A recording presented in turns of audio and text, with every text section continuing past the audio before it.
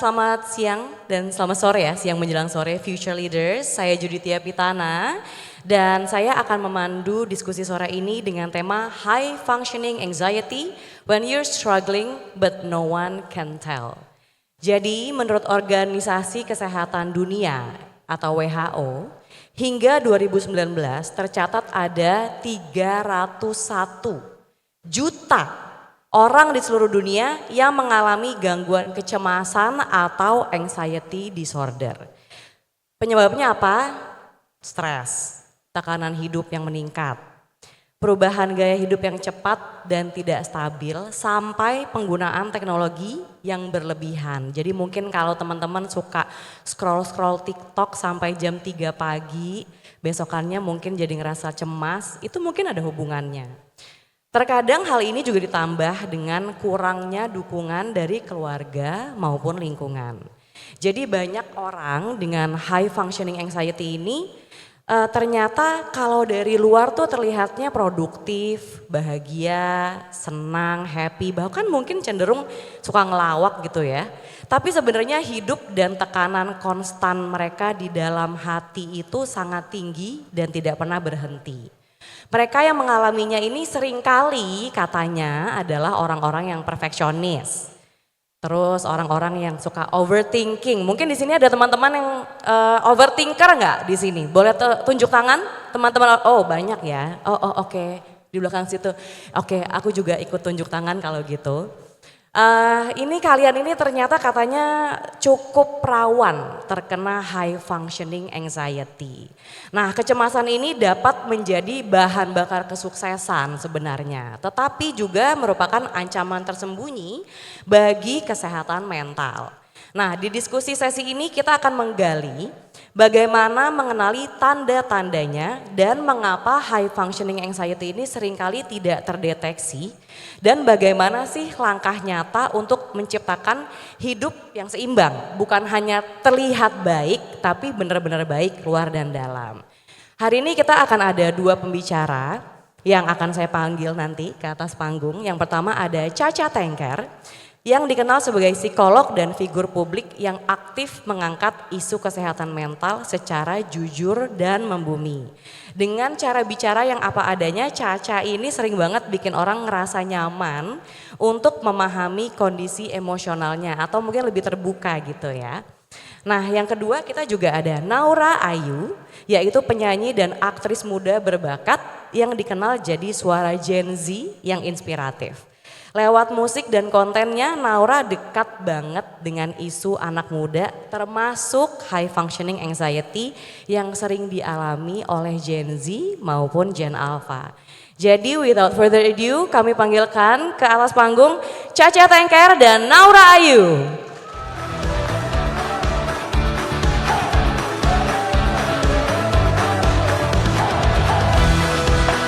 Terima kasih, silakan. Kita duduk santai-santai sambil kita ngobrol. Halo Ca, hai Naura, how are you? Hi future leaders yang ada di sini. Thank you for coming and thank you Indonesia Summit juga udah ngundang ke sini. Alhamdulillah aku sehat. Semoga yang ada di sini juga sehat semua. Oke, Naura? Ya aku baik alhamdulillah. Halo semuanya, salam kenal. Aku Naura Ayu. Senang banget bisa berada di sini dan semoga hari ini pembahasan kita bisa menjadi pelajaran buat semuanya. Yes, of course. Oke, kayaknya teman-teman udah gak sabar nih ya ngobrolin tentang high functioning anxiety karena tadi pas aku tanya ada gak sih di sini yang overthinker? Banyak banget yang tunjuk tangan gitu ya. Tapi before we go there, sebenarnya aku juga pengen tahu sih apa sih sebenarnya high functioning anxiety itu? Aku mau tanya ke Caca dulu. Sebenarnya high functioning anxiety itu apa bedanya sama anxiety biasa atau kecemasan biasa? Oke, pertanyaan yang bagus banget. Mungkin di sini udah dengar kali ya soal anxiety itu udah jadi kata-kata yang awam lah gitu. Orang bisa bilang, aduh gue lagi ngerasain anxiety, aduh saudara gue punya anxiety dan segala macam. Tapi ternyata anxiety dan high functioning anxiety itu adalah dua hal yang berbeda walaupun dasarnya sama ya. Jadi anxiety itu kan adalah kecemasan. Jadi kalau misalkan orang yang benar-benar punya anxiety biasanya kecemasannya terlihat sekali dari luar. Rasanya gugup, kelihatan selalu takut. Mungkin orang juga kalau ngelihat ngedeketin juga agak takut karena dia selalu takut gitu ya. Tapi kalau misalkan high functioning anxiety, itu temanya high function. Jadi dia bisa berfungsi secara normal dalam sehari-harinya. Kelihatannya baik-baik aja, kelihatannya nyaman-nyaman aja. Padahal di dalam di dalam dirinya tuh ada pergolakan kecemasan yang berlebihan dan dia selalu merasa kurang. Kalau anxiety mungkin kelihatan gitu, oh kayaknya dia kelihatannya cemas ya, dia kayaknya nggak pedean ya, atau dia kayaknya gampang takut ya. Tapi kalau high functioning biasanya nggak kelihatan, mungkin hanya orang-orang terdekat dan mungkin cuman segelintir orang yang bisa melihat kalau sebenarnya dia tuh merasa cemas yang berlebihan di dalamnya gitu. Oke, berarti bedanya mungkin kalau orang yang high functioning anxiety, kita tuh nggak mengira mereka punya kecemasan karena mereka bagus banget tutupinnya gitu ya, for in short. Iya, terlihat baik aja. Karena sebenarnya high functioning ini nggak cuma di anxiety, di mental health issues lainnya juga bisa. High functioning depression itu juga bisa terjadi. Jadi kelihatannya baik-baik aja padahal sebenarnya mengalami mental health issues gitu. Wow, oke. Kayaknya teman-teman di sini ada yang kesentil ya. Tapi sebelum kita ngobrol lebih lanjut juga, aku sekarang pengen tanya sama Naura nih. Karena sebagai public figure yang udah ada di industri ini sejak kecil gitu ya. Itu kan pasti tekanannya banyak banget dan lumayan membuat aku bisa bayangin sangat tinggi lah gitu. Kamu pernah gak sih Naura untuk sehari-hari pas kamu lagi ngerasa overwhelmed atau anxious, tapi kamu harus terlihat baik-baik saja gitu? Sering banget sih, dan aku mungkin karena terbiasa dari kecil, mau apapun yang aku lagi rasain, karena udah bagian dari komitmen dan semua kerjaan aku udah terbiasa untuk berdamai dengan segala perasaan yang aku rasain. Jadi walaupun aku lagi overwhelmed, at these times aku malah jadi udah kadang-kadang nggak bisa ngerasain sebenarnya aku tuh ngerasain apa sih. Karena aku udah ngerasa ya aku harus kerja, terus aku punya tuntutan pekerjaan dan I have to commit and I have to look fine. Jadi overwhelm itu sangat-sangat sering banget terjadi, apalagi sekarang kan dunia social media, dunia entertain dan personal life itu kan semuanya udah sangat dekat. Jadi aku ngerasa sekarang tuh udah nggak ada boundaries lagi di antara manusia-manusia yang aku sendiri nggak kenal. Jadi aku ngerasa semua orang punya akses ke kehidupan aku dan itu yang sebenarnya bikin aku overwhelmed karena mereka jadi nggak tahu takaran yang pas untuk menilai seseorang, terus juga untuk mengucapkan satu hal atau ikut urusan seseorang itu tuh seperti apa karena udah gak ada boundaries dan itu yang bikin aku jadi overwhelmed. Wow, oke, that sounds pretty heavy ya. Tapi aku nggak bisa bayangin itu beratnya seperti apa. I'm sure it's really hard. Kalau dari kalian berdua, apa sih kayak tadi Naura sempat mention kalau kadang-kadang kamu sendiri aja udah nggak tahu kamu lagi ngerasa apa karena mungkin jadwalnya padat sekali gitu. Terus gimana sih cara kita bisa mengenali kalau kita lagi high functioning, kita anxious tapi we're high functioning gitu ya. Kadang-kadang kalau kayak tadi kata Naura, Naura juga nggak tahu gitu lagi ngerasa kayak apa. Terus how can we recognize that in ourselves atau di orang-orang terdekat? Mungkin dari Caca dulu?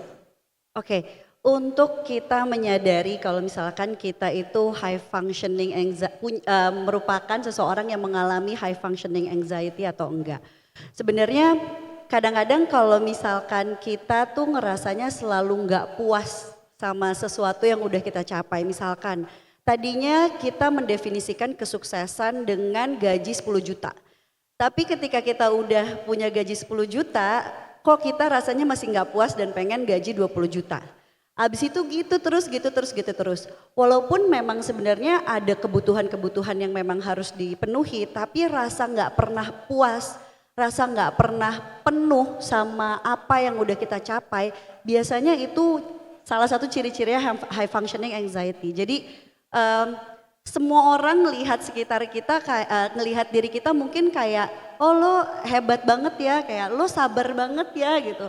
oh lo percaya diri banget ya, tapi ketika dipuji kita malah makin ngerasa ada tuntutan yang kita harus menunjukkan lebih baik lagi ke orang.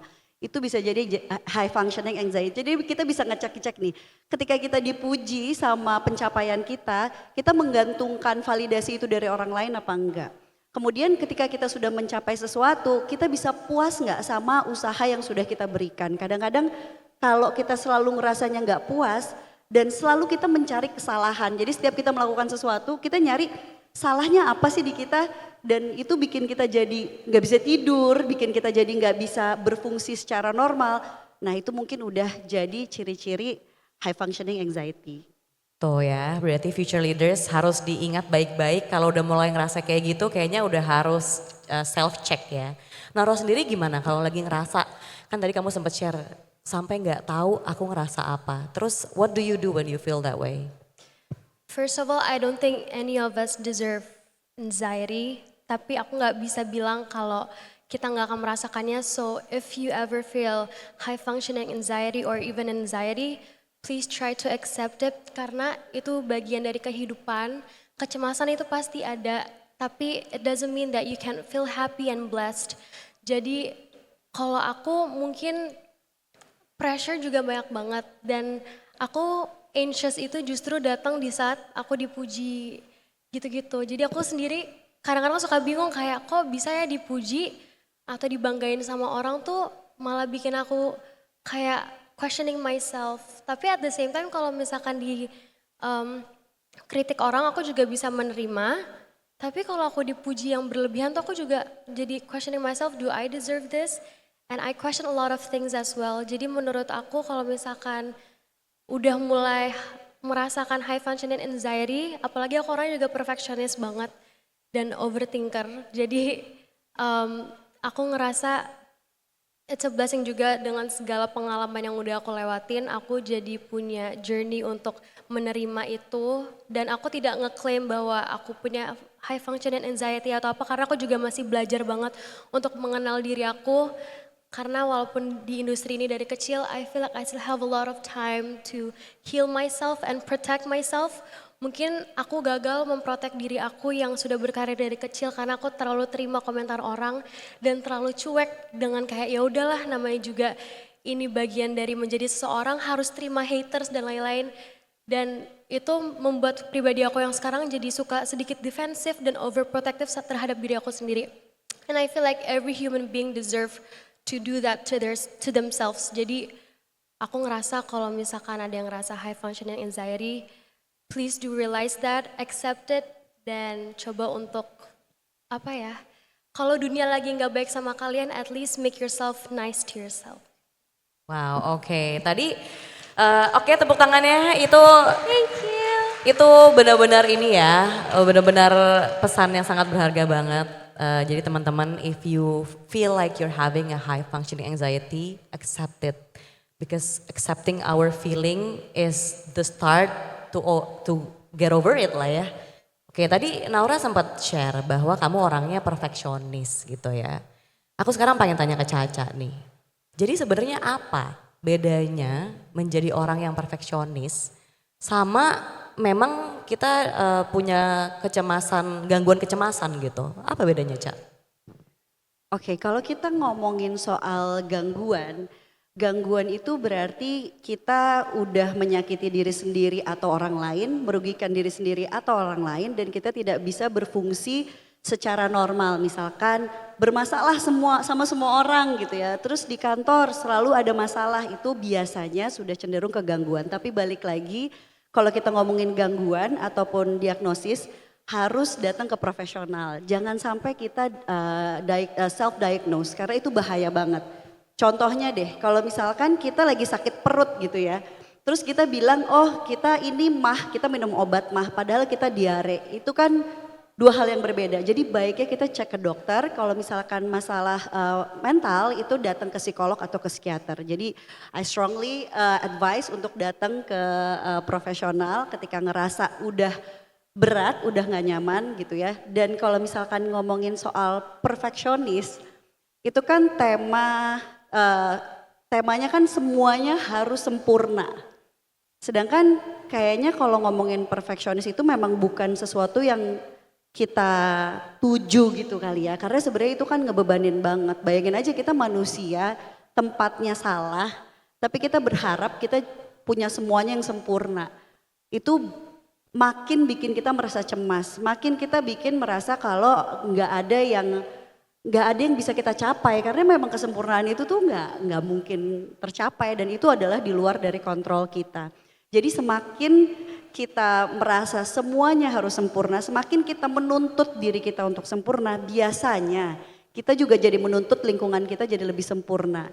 Biasanya kita jadi gampang tersinggung gitu ya, gampang kesel sama hal-hal kecil yang sebenarnya kalau itu kita sadari di luar dari kontrol kita, baiknya ya bisa kita lepaskan. Balik lagi ini secara secara pelajarannya untuk menerapkannya nggak gampang. Aku pun masih belajar gitu ya. Kita semua masih belajar untuk nggak fokus ke hal-hal yang sempurna karena itu bikin kita sendiri jadi makin berat. Tapi perlu banget kita sadarin ketika kita menuntut diri kita sempurna, kita juga jadi menuntut sekitar kita jadi sempurna dan itu yang bikin kita jadi ngerasa nggak nyaman dan hidup ini tuh nggak bisa dinikmatin gitu. Jadi bisa mulai pelan-pelan menerima kalau misalkan memang ya ada kekurangannya nggak apa-apa kok. What's the worst that could happen ketika kita melakukan sedikit kesalahan. Misalnya aku duduk di sini gitu ngomongnya salah. Kalau aku takut banget salah ngomong malah jadinya semua yang disampaikan salah gitu. Tapi kalau misalkan kita lebih bisa, oh ya udah nanti kalau salah ngomong ya minta maaf. Aku juga masih belajar, kita semua di sini masih belajar. Itu rasanya akan jadi lebih mengalir dan jadi lebih real. Dan itu yang kita butuhkan di masa sekarang. Being real, being human gitu. Nggak semuanya harus sempurna karena kita bentar lagi saingannya sama AI gitu. Kalau semuanya harus sempurna kayak AI kita nggak akan bisa bersaing. Oke, jadi future leaders semuanya harap didengar baik-baik ya. Tidak ada di dunia ini namanya sempurna ya. Jadi kalau memang ada suatu hal yang salah, the best we can do ya we accept it, kita benerin and then we move on. Oke, sekarang aku mau tanya ke Naura. Kalau dari Naura sendiri, kamu sendiri kalau lagi ngerasa anxious, ngerasa cemas atau mungkin stres lah ya. Kamu punya gak sih ritual sendiri gitu ya, ritual tertentu yang biasa kamu lakukan supaya kamu jadi feel better? Aku baru banget mulai baca buku. Aku dulu gak suka baca buku, tapi sekarang-sekarang ini aku udah gak mau terlalu berharap banyak sama orang. Jadi setiap kali aku ngerasa anxious, aku selalu mencoba untuk lock myself. I don't know if it's good or no, tapi aku ngerasa itu ngebantu aku banget di saat aku di kamar, terus aku di rumah, aku baca buku, of course I pray, aku sholat juga pastinya, dan aku dengerin lagu-lagu yang calming, karena I know kalau ternyata lagu-lagu itu tuh detak jantung kita tuh bisa ngikut tempo lagu, jadi aku dengerin lagu-lagu yang menenangkan aku, dan aku ngobrol sama adik-adik aku main sama adik-adik aku, walaupun gak semua hal aku ceritain ke orang tua aku, dan ya aku berusaha untuk berdamai dengan caraku sendiri karena I know at the end of the day it's just gonna be me and myself. So dalam situasi apapun aku lagi belajar untuk berdamai dengan cara sendiri sih. Oke, jadi itu bisa ditiru ya. Lebih ke baca buku, grounding, terus mendengarkan lagu-lagu yang calming dan menenangkan diri as well as mengumpulkan support system lah ya di sekitar kita. Nah sekarang kalau kita ngomongin tentang tadi Naura sempat mention kalau aku lagi anxious gitu. Kalau aku sendiri pribadi merasa kata-kata anxious ini lagi banyak banget gitu dipakai sama teman-teman especially di sosmed gitu ya atau bahkan di bidang pekerjaan gitu ya di kantor gitu. Nah aku tuh jadi mikir sebenarnya anxiety ini menjadi overuse atau enggak. Karena ada juga mungkin orang-orang yang kayak tadi Caca juga sempat share bahwa anxiety itu sebaiknya diagnosisnya datang dari ahli. Tapi nyatanya banyak banget juga orang yang jadi self-diagnose dan jadi self-proclaim high functioning anxiety gitu ya. Kalau dari Caca sendiri gimana caranya supaya kita bisa aware bahwa Ya kecemasan itu sebenarnya part of life, kayak tadi Naura juga sempat bilang ya. Kecemasan itu part of life, tapi sebenarnya kan kalau dilihat-lihat, kalau aku lihat-lihat ya, high functioning anxiety ini juga bisa jadi bensin sebenarnya untuk kita achieve more, untuk kita do more things. Jadi where is the balance? Menurut kamu gimana, Ca? Kalau ngomongin tentang anxious itu kan anxious adalah satu emosi ya, dan kalau kita ngomongin tentang emosi dasar itu ada yang namanya senang, ada yang namanya marah, ada yang namanya cemas, ada yang namanya jijik gitu ya, dan ada yang namanya takut, dan ada yang namanya sedih. Tadi sedih udah belum ya? Udah kayaknya ya. Ya. Tapi dari semua emosi itu manusia tuh nggak mungkin cuman ngerasain bahagia aja. Semua emosi itu tandanya, semua emosi itu adalah tanda atau sinyal. Kenapa sih kita ngerasa senang? Biasanya kita merasa penuh sama pencapaian kita, atau kita lagi bisa menikmati sesuatu yang memang sesuai sama diri kita. Itu biasanya kita merasa senang. Kalau kita kehilangan sesuatu yang dekat banget sama kita secara emosional, biasanya kita merasa sedih. Kalau kita merasa terhalangi tujuan kita, biasanya kita merasa marah. Kalau misalkan kita merasa ada ancaman gitu yang nyata, biasanya kita merasa takut. Kalau kita merasa ada sesuatu yang mungkin bisa mencelakai kita, misalkan sesuatu yang kayaknya akan meracuni kita, biasanya kita merasa jijik. Kalau kita takut sama sesuatu yang mungkin akan terjadi ataupun enggak akan terjadi, biasanya kita merasa cemas. Jadi itu adalah tanda sebenarnya. Ketika kita cemas, sebenarnya tuh apa sih yang kita pikirkan ke depannya yang bikin kita tuh jadi merasa cemas. Jadi itu sebenarnya bukan sesuatu yang perlu kita hindari gitu, karena kalau kita nggak punya rasa cemas, bisa bayangin gak sih kita nyebrang jalan itu nggak akan lihat kanan kiri gitu, karena kita nggak punya rasa cemas. Jadi sebenarnya rasa cemas itu adalah sesuatu yang bukan selamanya jelek, tapi perlu kita manage gitu. Jadi kalau misalkan kecemasan yang berlebihan, rasanya tuh kita mau nyebrang jalan bener-bener nggak bisa, jadi kaku karena saking takutnya terlalu banyak faktor yang ada di kepala kita, jadi kita nggak bisa jalan maju. Tapi kalau misalkan kita cemas, kita jadinya mikir, oke, kita harus lihat kanan kiri, kita lihat lampu merah, kita nyebrang di zebra cross, ketika kita udah aman kita jalan, kita jadi bisa jalan maju ke depan. Jadi sebenarnya rasa anxious itu perlu kita pahamin ke diri kita sendiri. Ini tuh ngebuat kita jadi lebih termotivasi melakukan sesuatu, atau bikin kita malah jadi terjebak sama pikiran-pikiran yang gak akan selesai. Jadi kalau misalkan kita cemasnya tuh udah rasanya kayak bayar utang padahal belum ngutang, baru itu yang gak efektif. Tapi kalau kita cemas, kita malah jadi punya step-step untuk keluar dari satu masalah, itu adalah cemas yang bagus. Jadi intinya sih kita nggak perlu terlalu takut sama rasa cemas. Rasa cemas itu, semua perasaan itu adalah teman kita. Dan perasaan itu akan lewat, bukan sesuatu yang menetap. Misalkan kita lagi merasa cemas, bukan berarti kita adalah orang yang cemas. Kita lagi merasa marah, bukan berarti kita adalah orang pemarah. Ya kita lagi merasa cemas, ya kita lagi merasa marah. Dan itu yang bikin kita jadi manusia, dan itu gak apa-apa. Luar biasa, coba tepuk tangannya dulu. Itu eye opening. Itu aku kayak lagi tiba-tiba keinget sama film Inside Out. In a few minutes waktu Caca sempat ngomong kayak gitu. Karena aku jadi tersadar lagi ya bahwa emotions itu adalah kayak tadi Caca bilang, itu teman kita. Mereka itu sebenarnya sinyal untuk kita bisa kalkulasi what we should do next gitu ya. Tapi as long as rasa cemas itu membantu instead of membatasi, harusnya it's okay.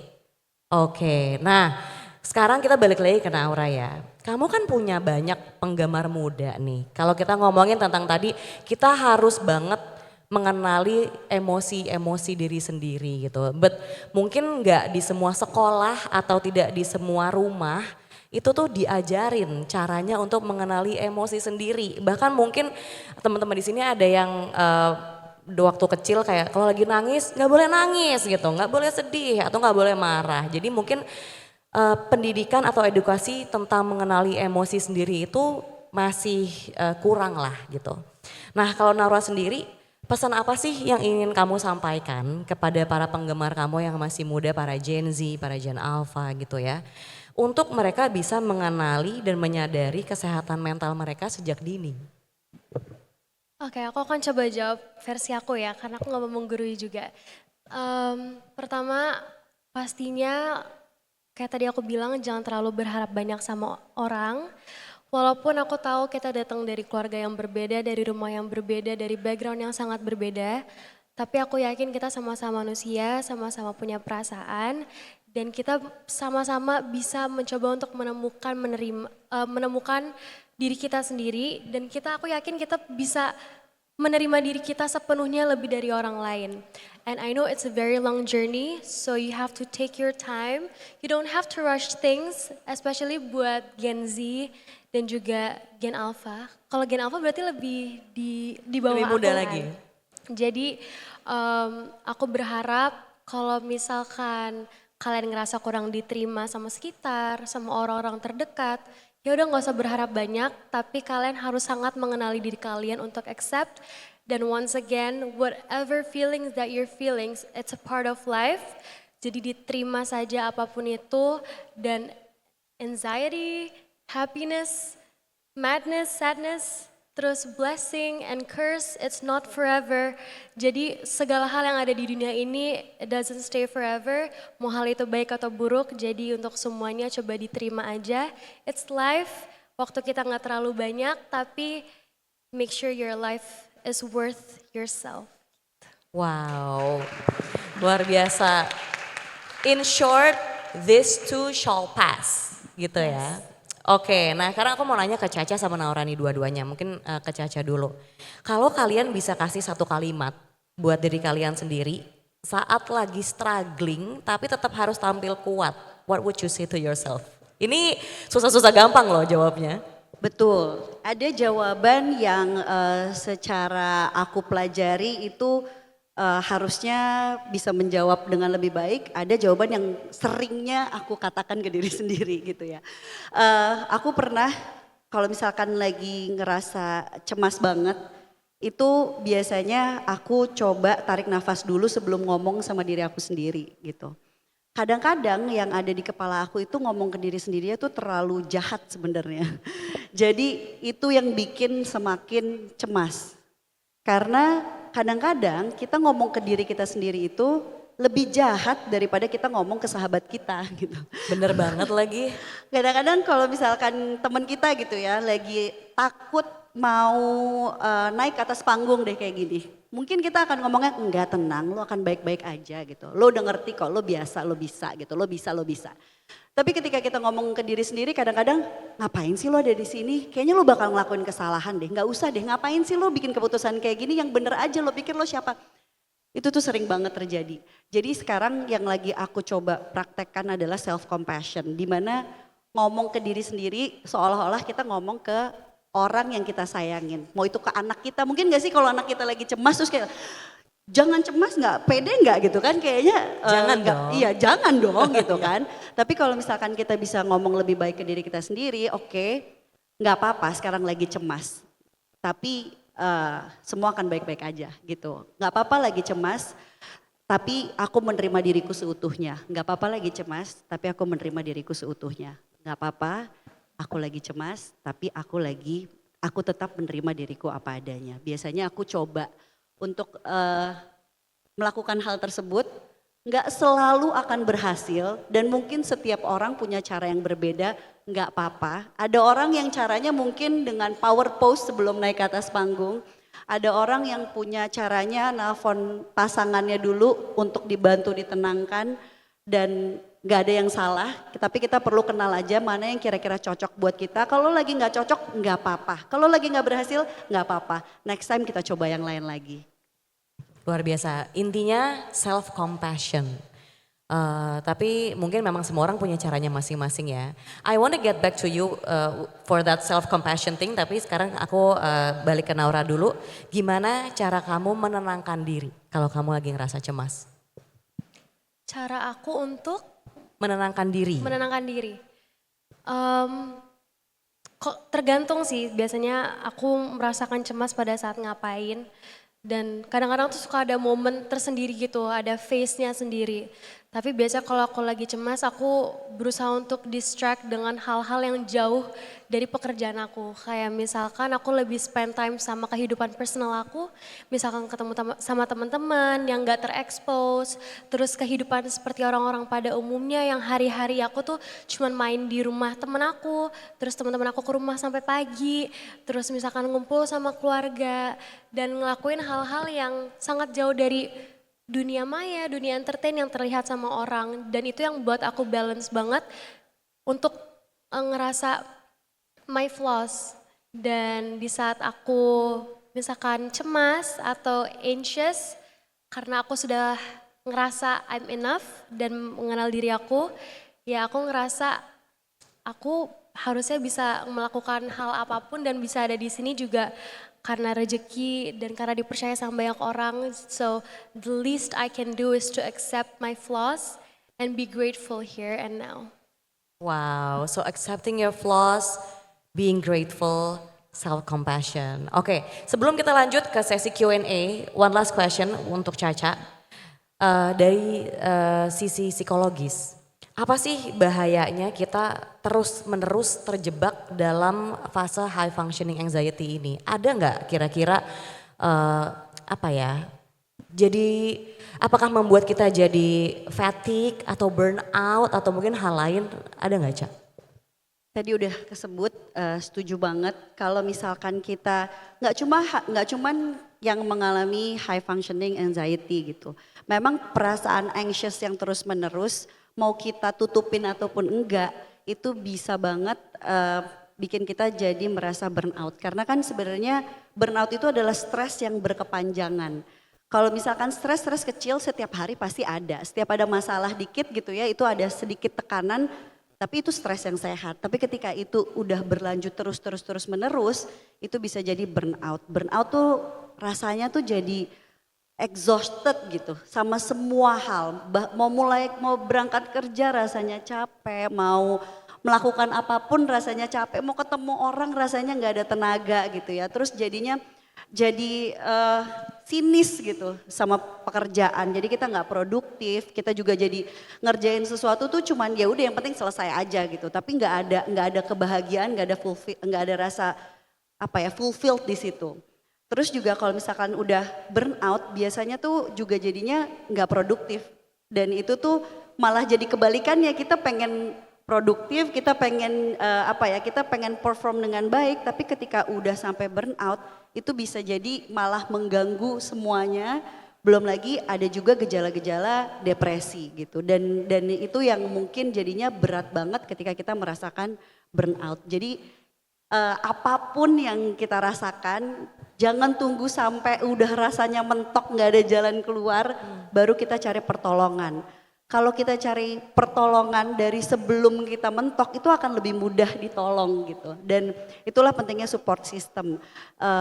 Datang ke ahlinya itu juga perlu keterbukaan kita. Jadi nggak bisa tuh psikolog psikiater yang manggil ayo dong kamu masuk datang ke sini cerita sama saya gitu. Nggak ada orang yang bisa terbantu dengan cara tersebut gitu. Tapi kalau kita punya kesadaran bahwa oke, saya lagi nggak baik-baik aja, saya butuh pertolongan, saya nggak mau sampai merugikan diri sendiri ataupun orang lain karena kecemasan saya, karena ketidaknyamanan saya, aku strongly suggest untuk datang ke profesional dan cari support system yang memang kita rasa aman, karena memang rasa aman itu yang kadang-kadang bikin kita jadi lebih kuat dan lebih resilient. Oke, so teman-teman jangan lupa untuk mencari bantuan profesional kalau memang sudah dirasa diperlukan. Oke, aku akan membuka 2 pertanyaan dari future leaders untuk bertanya ke Caca ataupun Naura mengenai high functioning anxiety or anything. Ada yang mau bertanya? Oke, di bagian tengah boleh tolong dibantu. Silakan ke mic dan boleh sebutkan nama serta pertanyaannya untuk siapa.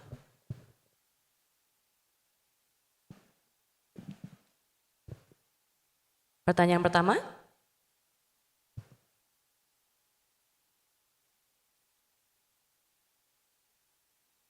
Kayaknya mic-nya nggak nyala ya. Boleh tolong ada yang bantu? Oke, sebentar ya Mas. Lagi dibawa mic-nya. Oke, silakan. Halo. Oke, perkenalkan nama saya Tania Syifa dari Era Jaya Group. Here's my question.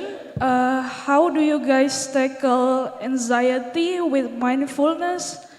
And please make it relevant to your own experiences. Thank you. Oke, sorry, berarti tadi how do you practice mindfulness? How do you tackle anxiety with mindfulness, but make it to your own experiences version? Thank you. Oke, thank you pertanyaannya. Mungkin mau siapa? Naura dulu mungkin yang jawab. Oke. Kalau from my experience with mindfulness, I feel like finding peace within yourself helps a lot for me.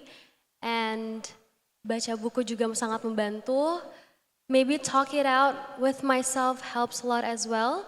Karena di saat pikiran kita lagi kemana-mana, kita nggak akan bisa ngedengerin orang ngasih kita saran dan lain-lain kalau kita nggak bisa terima atau let our mind a little bit peaceful and silence for a while. So I would pause everything around me for a while and I would try to be very mindful and find peace within myself with mindfulness and with my experience as well. Mindfulness helps a lot dan mencoba untuk mengubah cara pikir aku dengan mindset aku dan seperti yang aku bilang tadi, it takes a lot of time to get there. So if you're going through something and you're looking for a way to fix yourself, I hope you'll find your time soon. Oke, dari Caca? Thank you banget pertanyaannya tadi dengan Mbak Tania ya kalau nggak salah dengar. Dan thank you banget tadi Naura juga udah share gitu ya tentang mindfulness yang udah dilakukan. Kalau misalkan menurut aku sendiri being mindful itu nggak seribet harus selalu yoga atau harus selalu grounding, harus selalu naruh kaki di atas rumput gitu. Sebenarnya being mindful itu adalah being present. Di saat ini kita menggunakan our senses untuk merasakan semuanya. Kadang-kadang kalau kita anxious yang kita pikirin tuh cuman yang nextnya apa, selanjutnya apa yang bikin kita nggak berhenti-berhenti. Udah kita jawab selanjutnya apa, kita makin ada pertanyaan lagi, kita jawab lagi makin ada pertanyaan lagi. Dan lawannya itu adalah being present gitu. Being present itu buat aku yang paling mudah adalah benar-benar merasakan apapun yang aku rasakan sekarang.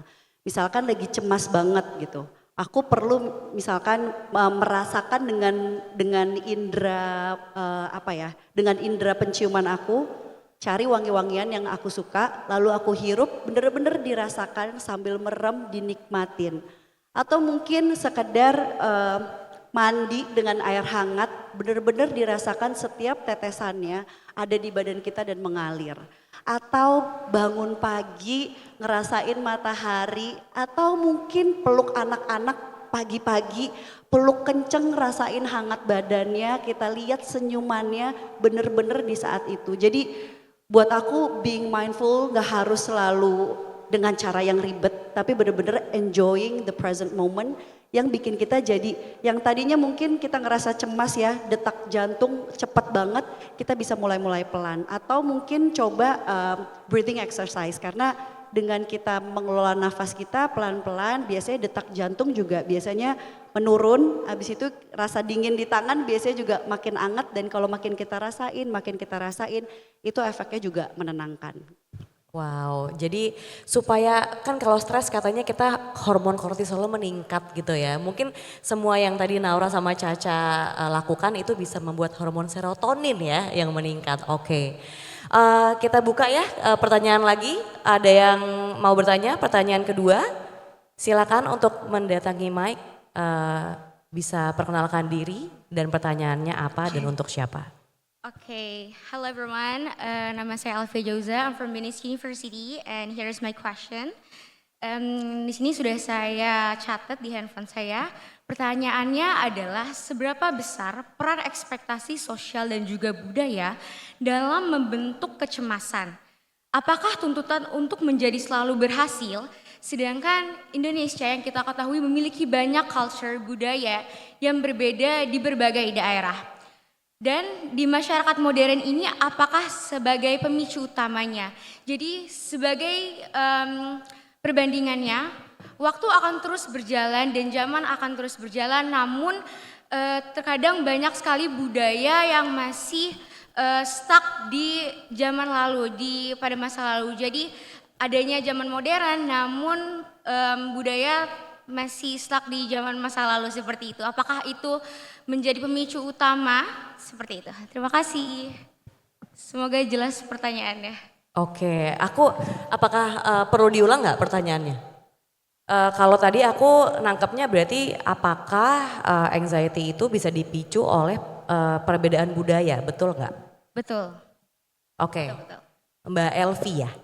Alfia. Alvia, oke, thank you. Thank you. Thank you.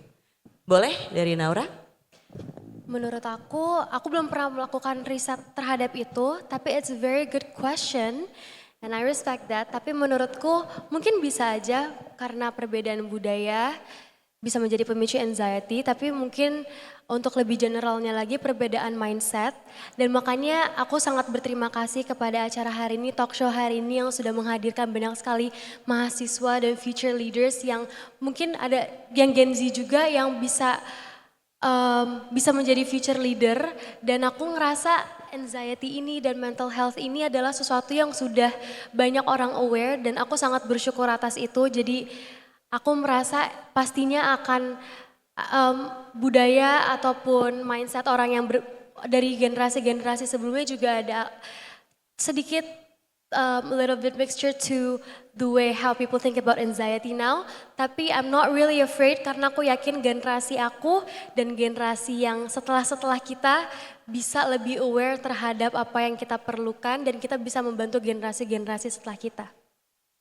Oke, dari Caca? Ya setuju banget tadi pertanyaannya menarik banget. Tapi kalau misalkan kita ngomongin tentang anxiety dan faktor apa aja sih sebenarnya yang mempengaruhi anxiety. Secara budaya itu bisa mempengaruhi, tapi menurut aku mental health itu multifaktoral banget. Ada yang faktor genetik gitu ya, anxiety. Ada orang yang memang terlahir dengan kecemasan yang lebih tinggi daripada orang lain.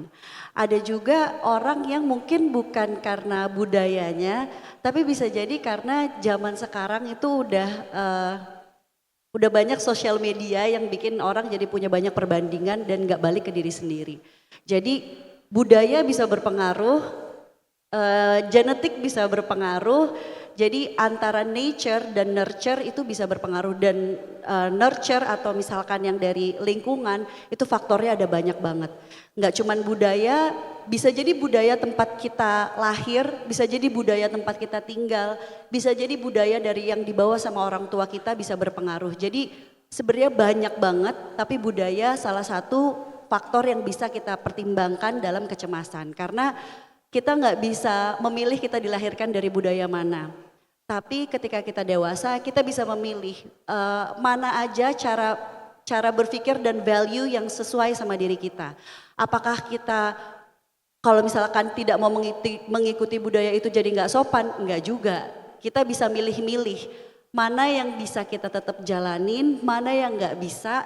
Tapi juga kita tetap menghargai bahwa budaya itu memang perlu ada, budaya itu tetap perlu dilestarikan gitu. Jadi kalau menurut aku faktor budaya, balik lagi pertanyaannya, faktor budaya mempengaruhi banget kecemasan, tapi ada banyak lagi faktor lain. Karena misalkan kita punya budaya yang sama, kita tinggal di tempat yang sama, bisa aja kalian lebih tenang daripada aku, bisa aja aku lebih cemas karena memang aku dasarnya orangnya lebih pencemas gitu. Jadi ada banyak banget faktor kalau menurut aku sendiri. Oke, berarti budaya itu adalah salah satu faktornya, tapi masih banyak sekali faktor lain yang bisa menyebabkan kecemasan. Oke, mungkin satu pertanyaan lagi dari Future Leaders, ada yang mau bertanya silakan untuk menghadiri mic, perkenalkan diri dan pertanyaannya apa dan untuk siapa. Oke, sebelumnya thank you untuk kesempatannya. Perkenalkan nama saya Michelle dari Universitas Multimedia Nusantara. Untuk pertanyaannya, tadi kan sempat dibahas ya oleh Kak Caca tentang self compassion. So it's okay to say kayak calming ourselves dan juga menenangkan diri sendiri. Tapi gimana sih Kak cara untuk tahu batasannya supaya kita nggak ada menimbulkan toxic positivity? Dan itu kan soalnya kan sempat dan akan mengganggu banget kan tentang keseharian kita. Jadi gimana cara kita tahu batasannya dan mengontrolnya untuk kebaikan diri kita sendiri. Thank you. Wow, what a nice question. Toxic positivity. Ini kayaknya seru juga nih buat dibahas. Mungkin dari Naura gimana caranya supaya kita bisa mengatasi kecemasan, calming ourselves, tapi nggak berujung jadi toxic positivity. Yang seperti tadi aku bilang, menurut aku kalau misalkan kalian sudah mengenal diri kalian akan tahu batasannya dan harus sangat open untuk mendengar kritik orang lain. Jadi bukan berarti juga cuma mau dengerin apa kata diri kalian. Jadi harus bisa objektif juga terhadap sekitar. Jadi kalau misalkan kalian sudah bisa menemukan cara untuk menenangkan diri kalian, bukan berarti kalian menjadi orang yang tidak empati, tidak mau mendengarkan orang lain. Karena gimana pun kita hidup berdampingan dengan banyak orang. Jadi jangan hidup hanya untuk diri sendiri. Walaupun pastinya untuk diri sendiri prioritaskan perasaan kalian and your inner self. Tapi bukan berarti tidak jadi lupa sama sekitar, nggak aware juga. Karena kalian juga membutuhkan orang lain. Kayak gitu sih.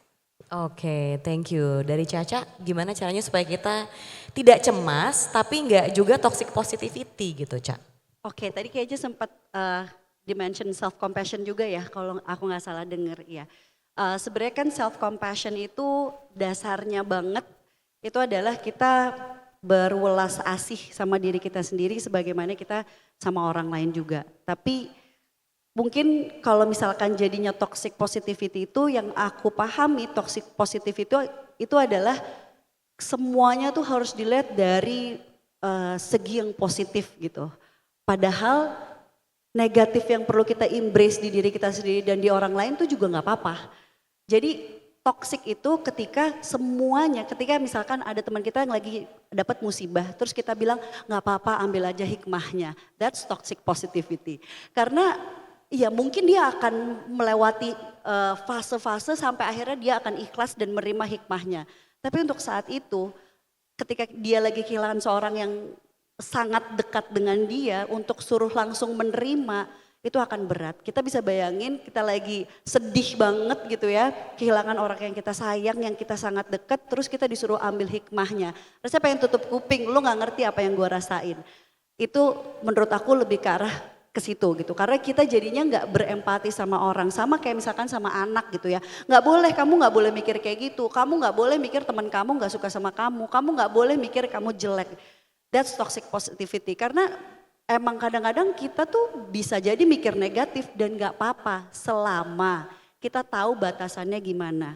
Kalau itu semuanya negatif dan itu mengganggu diri kita dan orang lain, gimana caranya kita stop. Tapi kalau misalkan orang lagi merasa negatif gitu ya, lagi mikir negatif, bukan berarti semuanya harus kita lihat dari sisi positifnya gitu. Jadi ketika kita udah bisa embrace sisi positif dan negatif, di situ kita baru bisa punya self compassion. Karena kita bisa menerima semua sisi dari diri kita sendiri atau kita bisa menerima semua sisi dari orang lain gitu. Nggak cuman kita terima baik-baiknya aja, positif-positifnya aja, tapi kita bisa terima negatifnya juga. Luar biasa, self compassion, validate, dan jangan lupa untuk selalu menerima energi emosi negatif maupun positif supaya kita bisa embrace both. Oke, closing statement deh dari Caca dan Naura ya sebelum kita tutup sesi ini. Buat teman-teman di sini mungkin yang sedang berada dalam fase high functioning anxiety. Dari Caca silakan. Kalau dari aku sebenarnya balik lagi tadi ya ke self compassion. Coba kita merasakan bahwa diri kita ini adalah teman terbaik kita karena at the end of the day sama kayak kata Naura tadi, diri kita ini emang ya teman kita satu-satunya gitu. Selama kita kenal, kita self aware sama kebutuhan dasar kita apa dan kita bisa memenuhi itu, kita bisa lebih tahu sebenarnya tujuan kita apa sih dan kalau misalkan itu udah tercapai, jangan lupa kasih penghargaan ke diri sendiri. Celebrate small wins, nggak harus udah sampai jadi sukses yang ada di kepala kita selalu ngelihat orang lain itu sukses, kita maunya jadi kayak gitu terus, rasanya nggak akan ada habisnya. Jadi hargai diri sendiri, sayangin diri sendiri, seperti kita juga pengen seperti kita bisa menyayangi orang lain.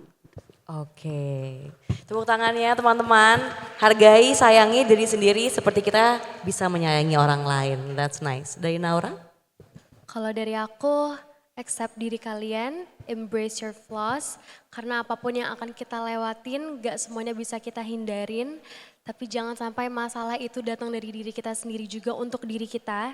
Jadi nikmatin semua hal yang kita rasain dan kita harus menjadikan itu proses kita sampai nanti, dan harus mau untuk terus bertumbuh, grow empathy within yourself, dan harus mau untuk terus belajar and open up yourself to yourself and make yourself feel like accepted kalau misalkan orang lain tidak bisa merasa diri kalian bisa diterima. Luar biasa, tepuk tangannya untuk Naura dan Caca. Thank you so much udah berbagi wawasan hari ini dan udah sharing buat teman-teman yang mungkin sedang mengalami kecemasan ya. Saya Juditia Pitana, terima kasih untuk para future leaders yang sudah mendengarkan dan sudah bertanya. Saya kembalikan ke MC. Tepuk tangan yang paling meriah untuk narasumber kita. Tentu terima kasih untuk Caca dan Naura. And of course to our moderator, terima kasih banyak telah memandu ya.